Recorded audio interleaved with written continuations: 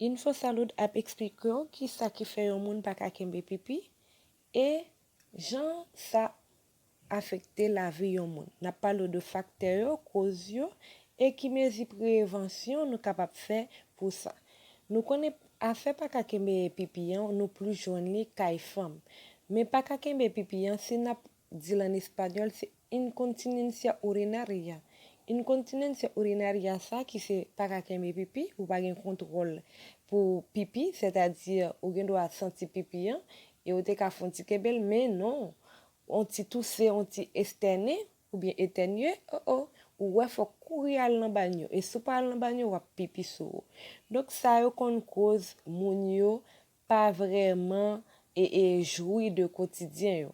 Moun nan li affecte la vie sociale li moun ça li toujours gêné pour le sortir parce que le connaît de temps en temps faut que li al pipi la vivre avec yon peur, yon stress.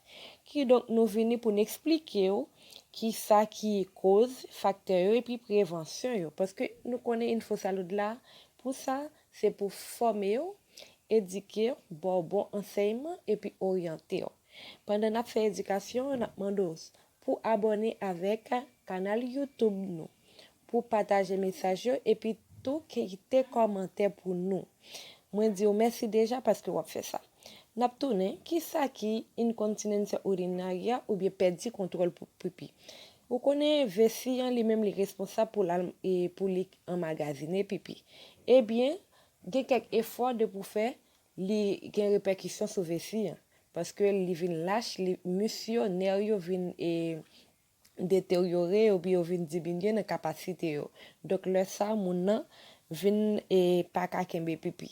Ou joindre comme si cause yo les moun enceinte parce que les bébés en dans votre fœtus là les cap grandi donc gon poids donc li fait effet sur et vessie ou joindre dans accouchement tout parce que pendant moun n'a pas accouché li gon effort que le fait on pousser ou joindre tout kay et moun qui grand moun qui entre dans l'âge qui a problème yo pas ka kembe pipi.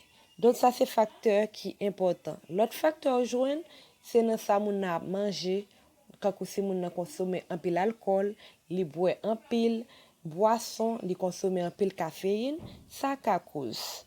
Ou joindre li tout dans moun k'ap manger piment, gen moun yo pas manger ça ou pas manger et piment. Donc fais attention. Moun qui gen maladie chronique comme tension, sucre etc. ou joindre comme si dans médicament y prend provoquer ça. Ou capable joindre tout monde qui consommer en pile vitamine C. Donc ça yo c'est facteur de risque qui bail problème pour pipi pas ka kembe pipi. C'est-à-dire pas ka kembe pipi, il pas une maladie non en soi, mais c'est un symptôme mais il provoqué par l'autre et une maladie qui a provoqué par ka kembe pipi. Dans kay garçon yo ou jeune pas ka kembe pipi dans après un prostate cancer dans prostate et pour joindre li kay garçon. Mais meilleure prévention yon moun capable faire dans sens ça c'est à faire exercice physique et puis manger bien, éviter consommer un pile alcool, éviter manger qui gen un pile acide. Donc m'a encourager chaque grand monde qui senti yo gen ti problème pas ka kembe pipi, aller wè yon médecin et n'a joindre résultat. Y a fait examen pour nous.